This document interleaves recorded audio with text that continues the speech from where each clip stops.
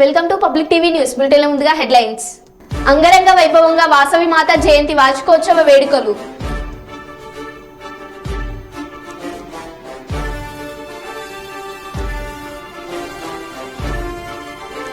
తాడిపత్రి చేరుకున్న సీట్ బృందం.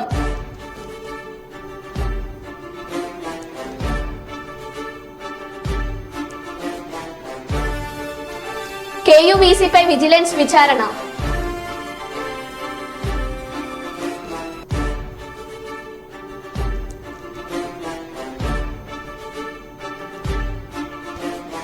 రాజన్న సిరిసిల్ల జిల్లా రుద్రంగి మండలంలో చిరుతపులి కలకలం.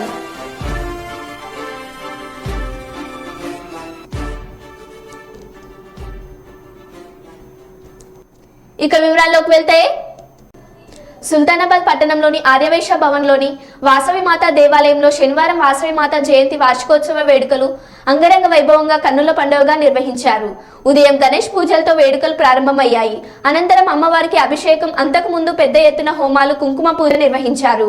పూజారులు చంద్రశేఖర్ శర్మ, సంతోష్ శర్మ, పలువురు పూజారులు పాల్గొని అమ్మవారి జయంతి వార్షికోత్సవ వేడుకలను ఘనంగా జరిపించారు.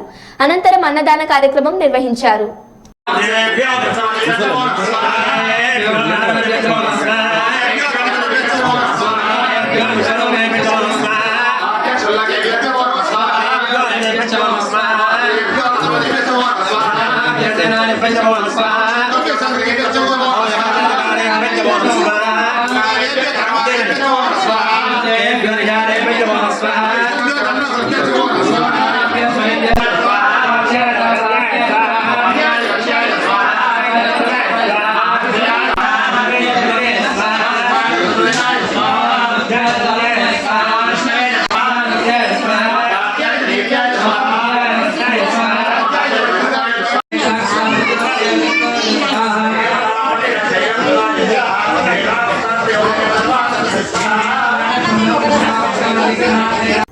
జయశంకర్ భూపాలపల్లి జిల్లాలో అర్ధరాత్రి ప్రాంతంలో ఇల్లీగల్ రేషన్ బియ్యాన్ని తరలిస్తున్న సిబ్బందిని భూపాలపల్లి పట్టణ ప్రాంత యువకులు సమాచారం మేరకు పట్టుకున్న పోలీస్ సిబ్బంది మరియు పత్రికా విలేకరుల వారిని అదుపులోకి తీసుకుని పోలీస్ స్టేషన్ కు తరలించి వారిపై చట్టపరమైన చర్యలు చేపట్టడం జరిగింది. అవి ఈ విధంగా ఇలాంటి ఇల్లీగల్ పనులు ఇక మీదట జరగకుండా బాధ్యతలు చేపడతామన్న అధికారులు.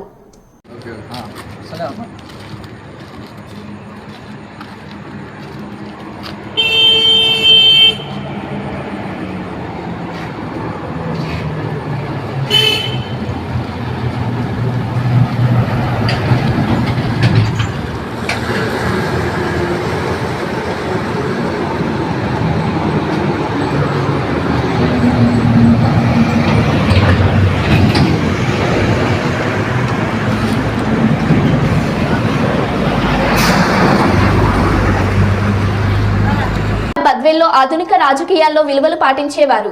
చాలా తక్కువ సుందరయ్య వంటి వారు రాజకీయాల్లో అరుదుగా ఉంటారని భారత కమ్యూనిస్టు పార్టీ మార్కిస్టు జిల్లా కార్యదర్శి వర్గ సభ్యులు గండికోట శివకుమార్ అన్నారు. ఆదివారం పుచ్చలపల్లి సుందరయ్య వర్ధంతి సందర్భంగా బద్వేల్ పట్టణంలో పలు కాలనీలలో సుందరయ్య వర్ధంతి కార్యక్రమాలు నిర్వహించడం జరిగిందన్నారు. అందులో భాగంగా సుందరయ్య భవనం నందు ఆయన చిత్రపటానికి పూలమాలలు వేసి ఘన నివాళులు అర్పించడం జరిగిందన్నారు. కమిటీ ప్రజా సంఘాల ఆధ్వర్యంలో ఆయన వర్ధంతి కార్యక్రమాన్ని ఇక్కడ నిర్వహించడం జరుగుతుంది. ఈ కార్యక్రమానికి సిపిఎం పార్టీ జిల్లా కార్యదర్శి వర్గ సభ్యులు శివకుమార్ అన్న కూడా రావడం జరిగింది. సుందరయ్య గారి గురించి శివకుమార్ అన్న మాట్లాడాల్సిందిగా కోరుతాను. కాంగ్రెస్ 1913వ సంవత్సరంలో నెల్లూరు జిల్లా అలగానిపాడులో కామ్రేడ్ సుందరయ్య గారు జన్మించడం జరిగింది. సుందరయ్య గారి కుటుంబము నేపథ్యాన్ని, ఆయన ఉద్యమ ప్రస్థానాన్ని, అదే రకంగా తాడిత పీడిత ప్రజల కోసం ఆయన చేసినటువంటి సేవలను ఈ సందర్భంగా కొన్ని విషయాలను తెలుసుకోవడం మనందరి బాధ్యత. ఈరోజు దేశవ్యాప్తంగా అనేక రకాలైనటువంటి జెండాలు వస్తున్నాయి, పోతున్నాయి. మనం చూస్తూ ఉన్నాం. కొత్త కొత్త పార్టీలు వస్తున్నాయి. ఎప్పుడు వస్తున్నాయి, ఎప్పుడు పోతున్నాయి అర్థం కానిటువంటి పరిస్థితి.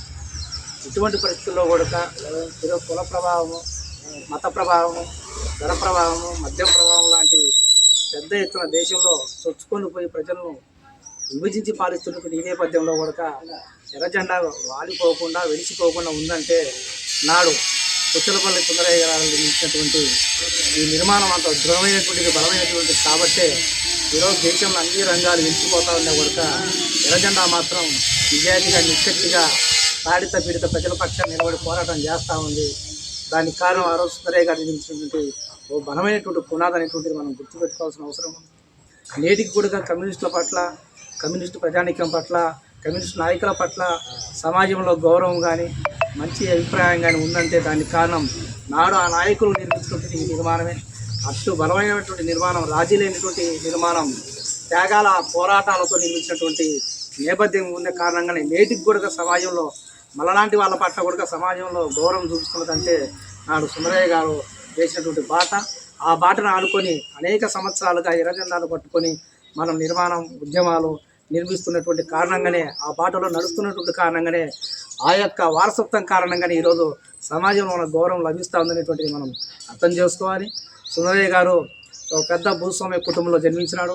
100 ఎకరాల భూస్వామ్య కుటుంబంలో జన్మించినటువంటి ఆయన పుట్టినప్పటి నుంచి చనిపోయేంత వరకు కూడా పేదల పక్షాన, దళితుల పక్షాన, బడుగు బలహీన వర్గాల పక్షాన ఆయన నిరంతరం పనిచేశాడు.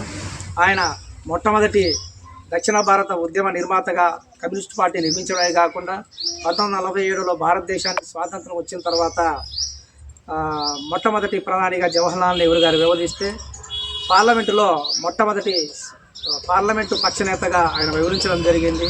అప్పుడు పార్లమెంటులో కుడివైపున ఉన్నటువంటి వాళ్ళను అధికార పక్షంలో ఉన్నటువంటి కాంగ్రెస్, ఎడం వైపున అంటే వామపక్ష ఉన్నటువంటి వాళ్ళను వామపక్షాలుగా నాటించి మనం పిలవడం జరిగింది. నేడు వామపక్షాలు అంటే అదేదో కాదు, పార్లమెంటులో ఎడం వైపున వామ చేతి పక్షాన కూర్చునేటువంటి వాళ్ళం కాబట్టి మనకు వామపక్షాలు అనేటువంటి పేరు వచ్చింది. సుందరయ్య గారు పార్లమెంటుకు అందరిలాగా కార్లలో పెద్ద పెద్ద సరంజామాతో అదే రకంగా మంది మార్బలంతో వెళ్ళేటువంటి వాడు కాదు. ఒక మామూలు సైకిల్ తీసుకొని ఆ సైకిల్లో ఎనికి పక్కన ఆ రోజు పార్లమెంటులో చర్చించాల్సిన అంశాలన్నింటినీ కూడా ఆయన పేపర్ల రూపంలో, రికార్డుల రూపంలో పొందుపరుచుకొని సైకిల్కి క్యారీలో కట్టుకొని ఆయన పార్లమెంటుకి వెళ్ళేటువంటి వాడు. పార్లమెంటులో అధికార పక్షం ప్రవేశపెట్టినటువంటి జీవోలు కానీ, చట్టాలు కానీ, ప్రజానుకూల ప్రజా వ్యతిరేక విధానాలు ఏవైతే ఉన్నాయో వాటిని ఉచితంగా పరిశీలించేవాడు. వాటి మీద సాధ్యాసాధ్యాల మీద లోతైనటువంటి విశ్లేషణ చేసేవాడు. ఆనాటి కాంగ్రెస్ ప్రభుత్వం ప్రజా అనుకూల విధానాలను రూపొందిస్తే దాన్ని ఆయన మెచ్చుకునేటువంటి వాడు. అదే రకంగా ప్రజా వ్యతిరేక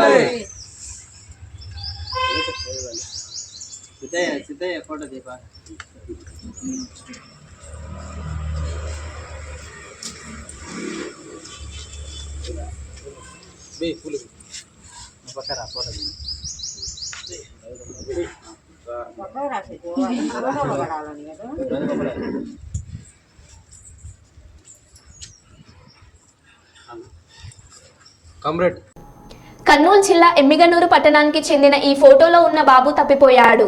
పేరు జవీద్. వాళ్ళ అమ్మ నాన్నలు వెతుకుతున్నారు. వాళ్ళ బాధ వర్ణనాతీతం. దయచేసి ఈ బాలుడు కనిపించినచో 9505008576 మరియు 8142058992 నెంబర్లకు కాల్ చేసి వారి తల్లిదండ్రులకు తెలుపవలసిందిగా బాలుడు తల్లిదండ్రులు మనవి చేసుకున్నారు.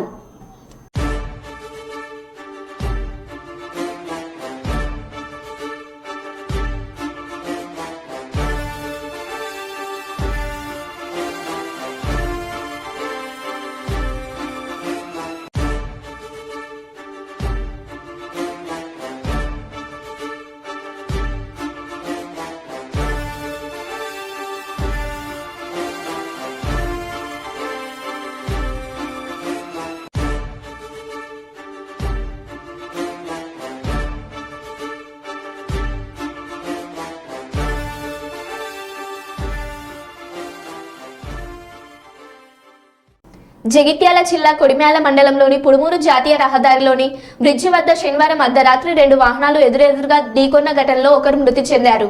కరీంనగర్ నుండి వస్తున్న పాల వ్యాన్ను ఎదురు వస్తున్న లారీ పుడుమూరు బ్రిడ్జి వద్ద ఢీకొట్టడంతో పాల వ్యాన్ డ్రైవర్ మృతి చెందారు.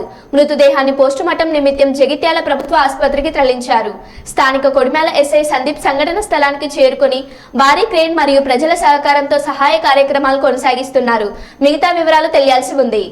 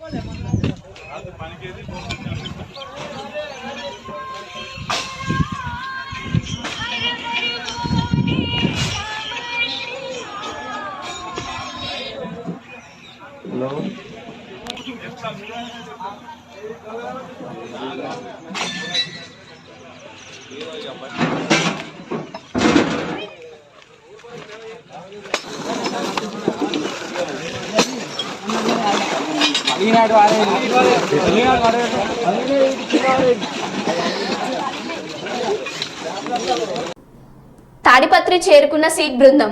శనివారం రాత్రి 11 గంటలకు తాడిపత్రి చేరుకొని దర్యాప్తు ప్రారంభించిన బృందం ఇరు వర్గాల రాళ్ల దాడి చేసుకున్న ప్రాంతాలను, junior college grounds, police station ఎఫ్ఐఆర్లను పరిశీలించిన సీట్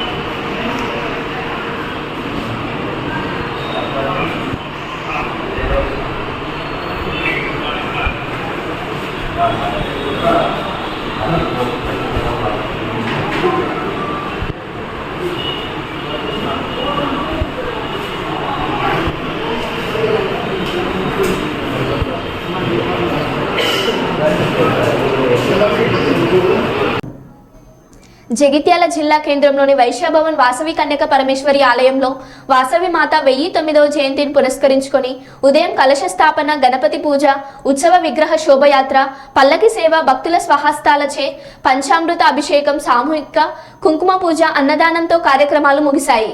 ప్రముఖ వేద పండితులు తిగుల విష్ణు శర్మ, ఆలయ అర్చకులు కార్యక్రమాలు నిర్వహించారు.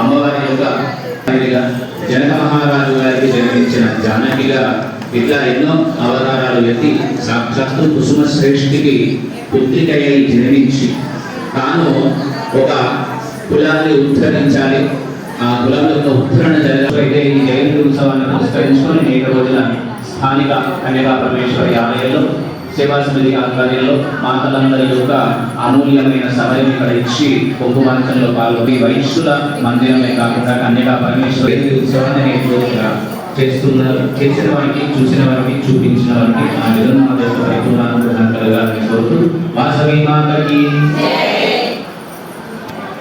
ఆ భూమిపై ఏ పూజ చేయకూడదు. సమానాత్మనే నమః, వ్యానాత్మనే నమః, ఉదానాత్మనే నమః, సమానాత్మనే నమః, బ్రహ్మణే నమః. నైవేద్యం నివేదయామి మధ్యే మధ్యే. ఆ పుష్పంతో నీళ్ళను గణపతి మహాగణపతయే నమః నీరాజనం దర్శయామి. పుష్పమును శృతి యజ్ఞ విభూషితాయ గౌరీ సుతాయ నమో నమః. ఓం పాపహారిణ్యై నమః. ఓం విమలాయై నమః. ఓం కాయై నమః. ఓం ఆదర్శ వీర మాత్రే నమః. ఓం సుగుణ రత్నాయై నమః. ఓం సాహ సౌందర్య సంపన్నాయై నమః. ఓం సచ్చిద అస్మద్గురుభ్యో నమః. సర్వమంగళమాంగళ్యే శివే సర్వార్థసాధికే శరణ్యే త్ర్యంబకే నారాయణ నమోస్తుతే. సాక్షాత్తు భగవద్గీతలో విష్ణుమూర్తి ఏదైతే తమ సంస్థాపన చెప్పినాడో దేవి భాగవతంలో కూడా సాక్షాత్తు జగన్మాత కూడా ఎక్కడ ధర్మం గ్లాని జరుగుతుందో, ఎక్కడ సంస్కృతులు అపాయం జరుగుతుందో అప్పుడు వాళ్ళందరినీ కాపాడడానికి నేను ఉపకరిస్తానని చెప్పి ఆనాడు వాగ్దానం చేసినట్టుగా ఒకనాడు మహర్షి మరొక ఒకనాడు జనక సేవా సభ్యుల్లో పాల్గొనడానికి ఎవరైతే ప్రేరణ చేసినారో ఎవరైతే కాకుండా చూసేవాళ్ళు ఎవరైతే ఉన్నారో వాళ్ళందరినీ వాసవి మాతలకు పరిపూర్ణ ఆనందాలు భాగ్యాలు కలగాలని మనసారా ప్రార్థన చేస్తూ ఇటువంటి ధార్మిక ఆధ్యాత్మికమైనటువంటి కార్యక్రమాన్ని ఇంకా ఎన్నో చేసి భగవంతుడి యొక్క చరణాంజములందు మన యొక్క అమూల్య సమయాన్ని వెచ్చించి కృపకు పాల్గొని కావాల్సిందిగా కోరుతున్నాను. జై వాసవి.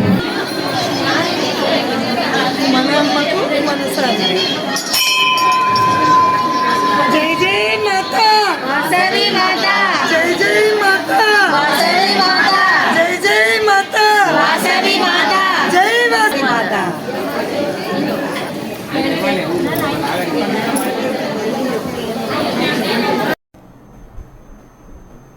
రాజన్న సిరిసిల్ల జిల్లా రుద్రంగి మండలంలో చిరుతపులి కలకలం రేపింది. స్థానిక నల్లగుంట ప్రాంతంలో రైతు చిట్టపురం గంగాధర్కు చెందిన గేదె దూడపై చిరుత దాడి చేసి చంపినట్లు గ్రామస్తులు తెలిపారు. దూడను గుడిసెలో కట్టేసి ఉంచామని, రాత్రి సమయంలో చిరుత దాడి చేసిందని బాధిత రైతు చెప్పాడు. గుడిసె చుట్టూ చిరుత కాలి వేలి మృద్దలు కనిపించాయని మీడియాకు తెలిపారు. మనసులో మందు అన్నట్టు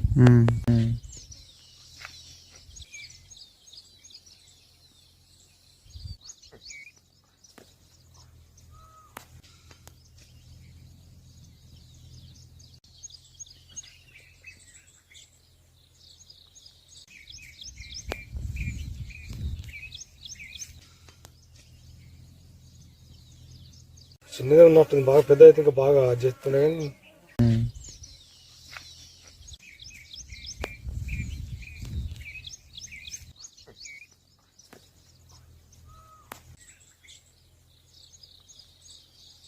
రాత్రి ఎప్పుడు వచ్చింది మాకు తెలియదు. మేము బర్రెలను ఈయనే కట్టేసినాం, దుడ్డని ఈయనే కట్టేసినాం. కట్టేసి మేము ఇంటికేనో అది రాత్రి ఎప్పుడు వచ్చిందో ఏమో. రాత్రి జిటపూలి వచ్చి దాడి చేసి దుడ్డని చంపి మొత్తం అంతా తినడం జరిగింది. ఫారెస్ట్ వాళ్లకు మా యొక్క నమస్కారం చేసి చెప్తున్నాం. ఎందుకంటే మాకు ఇక్కడ రైతులకు ఎవరికి కానీ భయంగా ఉన్నది. ఇవాళ గిట్లా వచ్చి తినిపోయింది. మేము రాత్రి పగలు తెల్లందాకా ఇక్కడ సేందాలో తిరుగుతాము. ఏ రాత్రి ఏ పగలు వచ్చి మమ్మల్ని కూడా ఏం చేసేది కూడా మాకు తెలియకుంటున్నది. దయచేసి ఎట్లన్నా ఆ జిటపుల్ని మాత్రం దాన్ని పట్టుకునే ప్రయత్నమా, దాన్ని బెదిరించే ప్రయత్నమా మాత్రం మీరు చేయాలి. మీ ఇక ఇక్కడి రైతుల ఆధారం మీ చేతుల్నే ఉన్నది కాబట్టి మీకు తెలియజేస్తున్నాం. స్థానిక రాయలసీమ యూనివర్సిటీలోని కంట్రోల్ రూమ్ లో స్ట్రాంగ్ రూమ్ల లైవ్ ఫీడ్ ను పరిశీలించిన అనంతరం ఈవీఎం యంత్రాలను భద్రపరిచిన ఇంజనీరింగ్ లైబ్రరీ బ్లాక్లను పరిశీలించిన జిల్లా కలెక్టర్, జిల్లా ఎన్నికల అధికారి డాక్టర్ జి సృజన.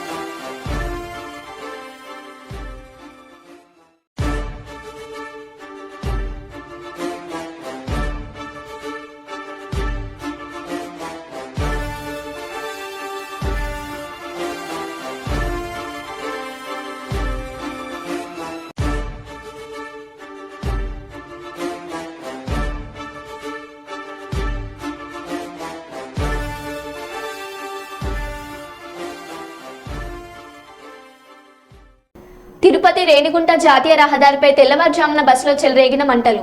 తిరుపతి నుండి శ్రీకాళహస్తి వైపు వెళ్తున్న సమయంలో చెలరేగిన మంటలు. ప్రయాణికులు సురక్షితం. కళ్ల ముందే తగలబడిన ప్రైవేట్ ట్రావెల్ బస్. అగ్నిమాపక సిబ్బంది మంటలు ఆర్పే ప్రయత్నం చేసిన భారీగా ఎగిసిపడ్డ అగ్ని కీలకాలు. బస్సు పూర్తిగా మంటల్లో చిక్కుకోవడంతో భారీగా ట్రాఫిక్ జామ్. భయభ్రాంతులకు గురైన ప్రయాణికులు. బస్సు కాలిపోవడానికి కారణాలు తెలుసుకునే ప్రయత్నం చేస్తున్న పోలీసులు. 2264 AP 39W 2264.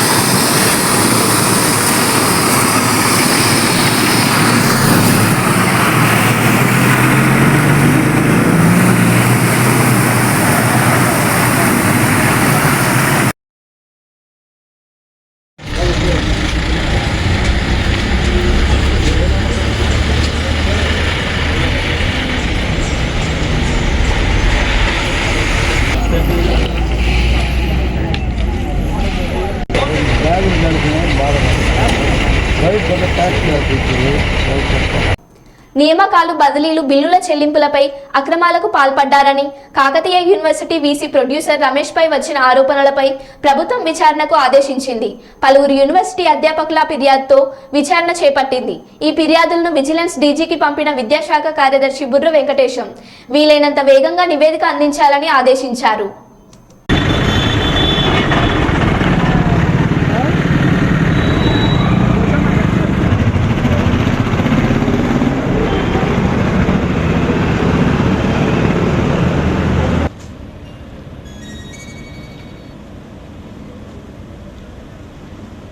Just a beginning.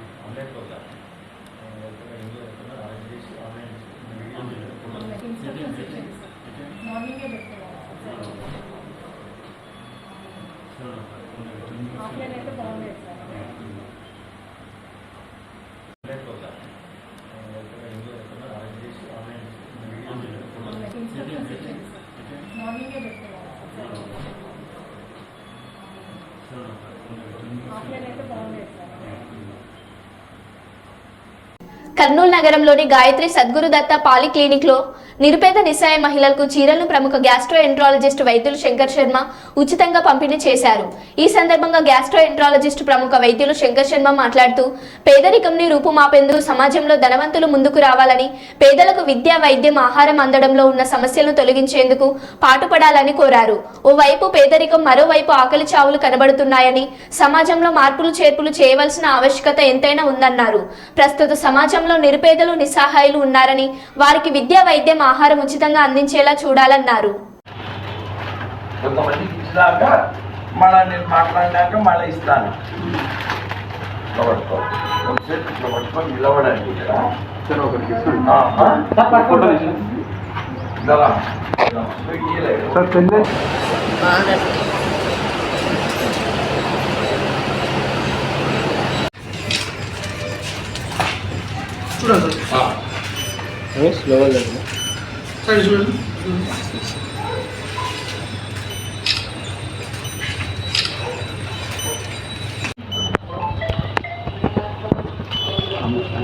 మాట్లాడాకండి ఎవరు ఆయన ఒక్క నిమిషం ఉండలేదా?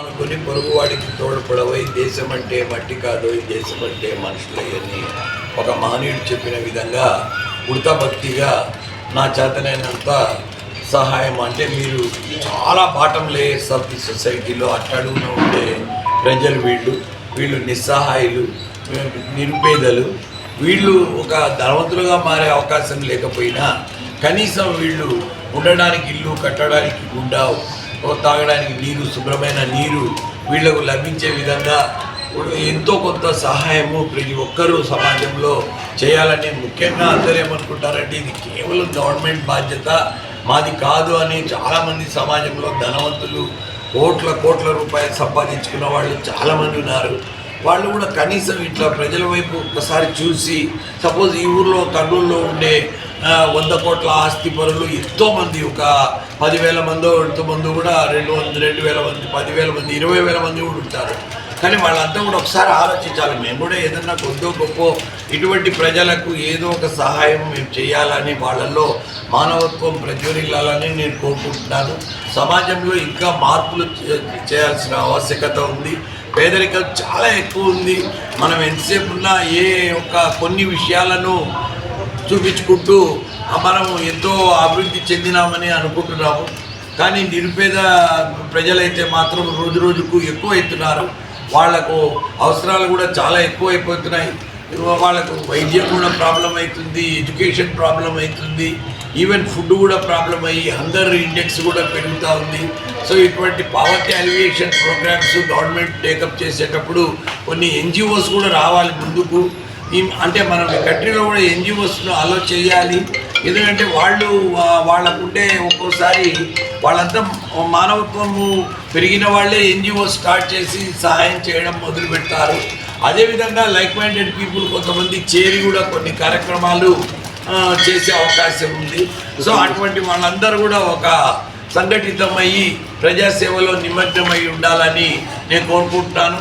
అదేవిధంగా నేను కూడా నా చేతనైనంత సహాయము ప్రజలకు జీవితాంతం చేయాలని కోరుకుని నేను చేసి ఈ సాంఘిక కార్యక్రమాల్లో భాగంగా ఈరోజు స్థానిక ఈ గాయత్రి స్టేట్లో మా గురుదత్త పాలిక్లినిక్లో ఈరోజు నిరుపేద నిస్సహాయ మహిళలకు చీరల పంపిణీ కార్యక్రమం చేరడం నాకు చాలా సంతోషంగా ఉంది. అంటే వాళ్ళు నిస్సహాయులు నిరుపేదలుగా ఉండాలని కాదు, బట్ అలాంటి వాళ్ళని డెఫినెట్గా మనము ఆదుకోవాల్సిన పరిస్థితి ఉంది. మానవత్వం మరుగున పడిన ఈ రోజుల్లో సామాజిక దృక్పథాన్ని తట్టి లేపాల్సిన ఆవశ్యకత చాలామందిలో ఉంది. దాన్ని వాళ్ళు పెంపొందించుకొని తమ చేతనైనంత సహాయం ప్రజలకు చేయాలని నేను మరి కోరుకుంటున్నాను. మరో బులెటిన్లో మళ్ళీ కలుద్దాం. Stay tune.